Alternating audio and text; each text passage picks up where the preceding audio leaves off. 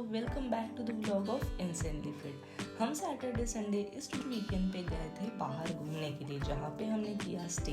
ये लोकेशन था cherry farm, Ramtek side. ये था उसका एंट्री पॉइंट में और मेरे फ्रेंड चल पड़े थे अपने टूर पे। जाते ही बराबर ना एंट्री पॉइंट पे इतना ग्रीनरी वाला सीन था, मतलब लोगों को ना गुलाब जाम देख के जैसे खुशी होती है ना, मुझे पेड़ पौधे और ये ग्रीनरी देख के वैसी ही खुशी होती है। हमने जाते बराबर एंट्री की तो ये उनका जो रोड था वो पूरा पेड़ों से भरा हुआ था। उसके बाद हम हर जगह पे गए, बहुत सारे झूले लगे थे। इनके यहाँ पे बहुत सारे एडवेंचर भी थे और पेड़ पौधे इतने ज़्यादा थे, इतना ज़्यादा उन्होंने अच्छे से मेंटेन किया था गार्डन को। बहुत ही अच्छा सा इनका लोकेशन था। ये कोई रिजॉर्ट नहीं था, ये वन डे था। इनके यहाँ पे स्टे भी होता है, जहाँ पे कैंपिंग की फैसिलिटीज़ अवेलेबल रहती है।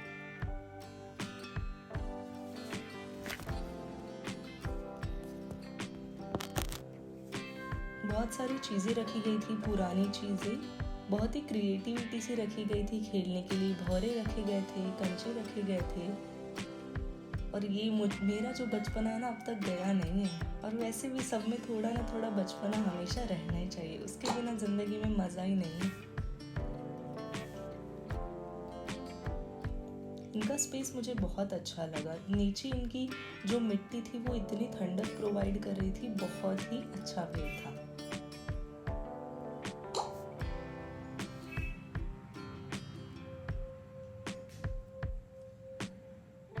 उन्होंने अलग अलग साइड में शेड के नीचे बेड डाले थे, जहाँ पे हम दिन भर रेस्ट कर सकते हैं आराम से।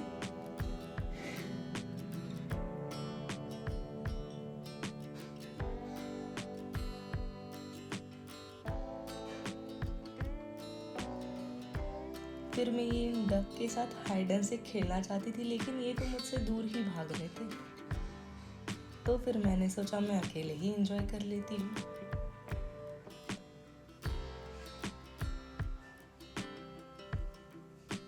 दोस्तों, मुझे तो अच्छा लगता है कि खुद के लिए वीकेंड में एक ना एक बार टाइम निकालना ही चाहिए।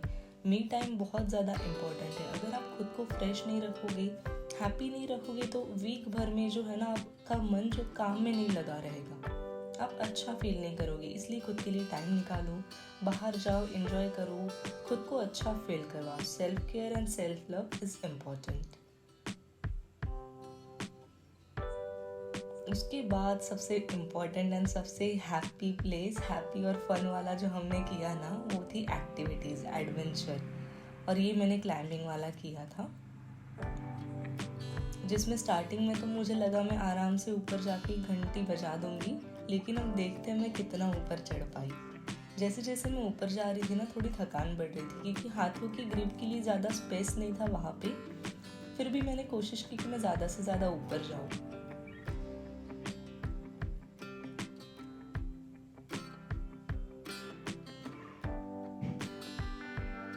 तो अभी मैंने बहुत अच्छी कोशिश की, मैं ऊपर तक गई।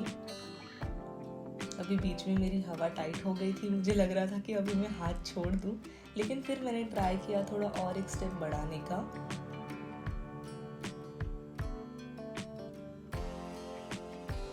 लेकिन फिर ऐसा लग रहा था कि हाथ छोड़ दूं, अभी मेरी ग्रिप नहीं बन पा रही है।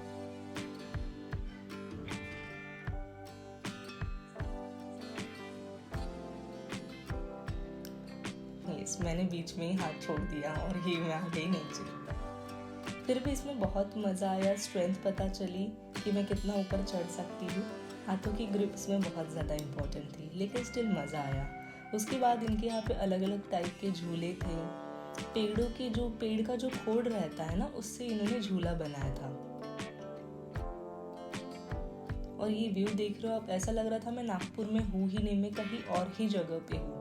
मुझे सिर्फ पहाड़ दिखाई दे रहे थे और एक ऐसा रूट जहाँ पे कोई ज़्यादा गाड़ियाँ नहीं चलती और ना ही ज़्यादा लोग रहते। इतना साइलेंट व्यू था और बहुत ही अच्छा था। ये पहाड़ के कारण और पानी के कारण ऐसा लग रहा था कि यहाँ से जाओ ही नहीं, सिर्फ यहीं पे रहो दिन भर।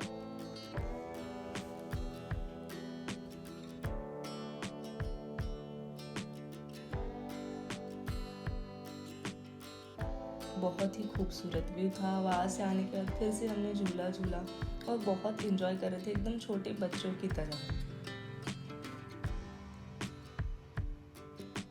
हम भूल गए थे कि हम बड़े हैं, क्योंकि कभी कभी थोड़ी थोड़ी इमैच्योर वाली हरकत ना इम्पोर्टेंट होती है।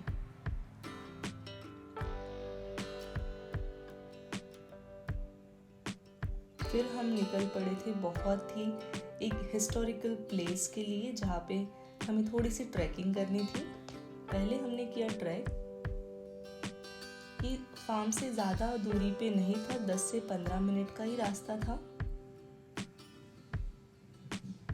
और ये ट्रैक हमने किया था इवनिंग में, जहाँ पे लोटस का बहुत बड़ा एक झरना था, तालाब था, लेकिन वहाँ पे कोई फिलहाल लोटस नहीं लगे थे, कमल नहीं लगे थे। नहीं निकल पड़े हम ट्रैक पे। इतनी भरी धूप में हम निकल पड़े थे ट्रैक पे, पूरे पसीने से लथपथ हो गए थे, लेकिन फिर भी वो हिस्टोरिकल प्लेस देखनी थी कि एग्जैक्टली वो प्लेस कौन सी है। तो ये वो प्लेस थी कपूर बावड़ी। बावड़ी मतलब कुआं, विहीर। ये प्लेस की जो हिस्ट्री वो बहुत ही यूनिक थी। ये जो आपको टेम्पल दिखाई दे रहा है ना, ये 1200 साल पुराना है। कहा जाता है कि यहाँ पे एक देवी का मंदिर था। यहाँ पे लोग पहले मेडिटेशन करने आते थे। जो भगवान लोग थे ना उस जमाने में, वो यहाँ पे मेडिटेशन करने आते थे। लेकिन अब ये बहुत पुराना होने के कारण इसके जो थोड़ा स्ट्रक्चर है वो थोड़ा बिगड़ गया है। लेकिन लोग बोल रहे थे कि यहाँ पे और भी रिन्यू होने वाला है। उसके बाद हम राइफल शूटिंग पे गए। ये गाड़ी पे बैठ के भी बहुत मज़ा किया, जो इतनी लंबी गाड़ी थी।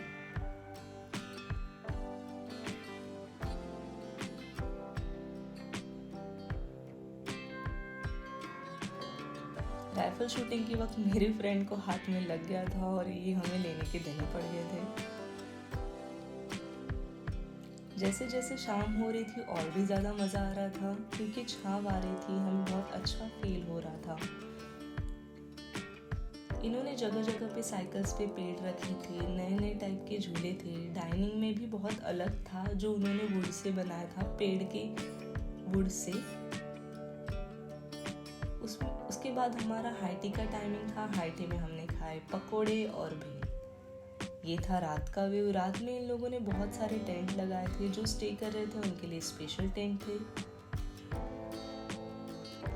सुबह होते ही हमने सुबह का व्यू के मज़े लिए। सुबह हम 6 बजे ही उठ गए थे, क्योंकि हमें सुबह का व्यू देखना था और ट्रेकिंग पे भी जाना था। सुबह का व्यू बहुत ही अच्छा था। फ्रेश एयर, पेड़ पौधे से एक अच्छा ऑक्सीजन हमें मिल रहा था, जो कि सिटी में नहीं मिलता है।